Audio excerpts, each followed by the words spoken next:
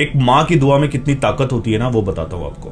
एक बहुत famous doctor थे, बहुत बड़े डॉक्टर थे, डॉक्टर अहमद। विदेश जाते थे, बहुत सारी मीटिंग्स और कॉन्फ्रेंसेस होती थी। एक बार वैसे ही उनको विदेश जाना था, बहुत इंपॉर्टेंट मीटिंग थी। प्लेन उनके देश से उड़ गया जहां उनको जाना था, वहां के लिए। जब रास्ते में प्लेन था, उड़ रहा था, तब तूफान आया, और वो इतना तेज का तूफान आया कि पायलट प्लेन को उड़ा ही नहीं पा रहा था, कुछ नहीं दिख रहा था, बहुत मुश्किल हो गया उड़ाना। तब उस पायलट ने उस प्लेन को लैंड करा लिया उसी देश के किसी दूसरे शहर में। उन्हें टाइम पर पहुंचना था, बहुत जरूरी मीटिंग थी, परेशान हो गए। वहां जो भी स्टाफ था, उन्होंने उनसे पूछा कि मेरी बहुत जरूरी मीटिंग है, मुझे वहां पहुंचना है। तब उन्होंने माफी मांगी, बोले सर ये हमारे हाथ में नहीं है, मौसम इतना ज्यादा खराब है, प्लेन उड़ ही नहीं पाएगा, आप एक काम करिए, वो शहर यहाँ से ज्यादा दूर नहीं है, आप टैक्सी कर लीजिए।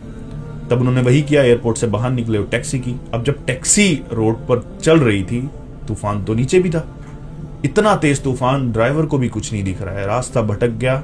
तब एक जंगल में पहुंचे, वहां पर ना सिर्फ एक ही घर दिख रहा है, एक लाइट दिख रही है।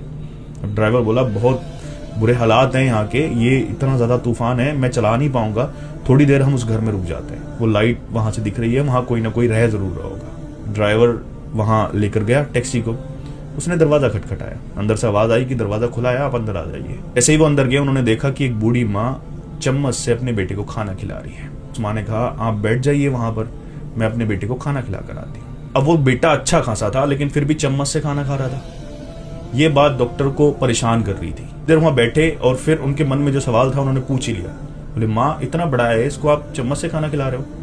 तब उस बूढ़ी माँ ने कहा बेटे इसको बहुत बड़ी बीमारी है, मैंने अपने पूरे देश में हर एक डॉक्टर को इसको दिखा दिया, मैं गरीब हूं, इसका बाप भी नहीं है, कोई नहीं है परिवार में, सिर्फ एक यही मेरा है, जितना मेरे पास है मैंने सब इस पे खर्च कर दिया, सारे डॉक्टर्स को दिखा लिए, मैं दिन रात दुआ करती हूँ और दुआ के सिवा मेरे पास कुछ नहीं है।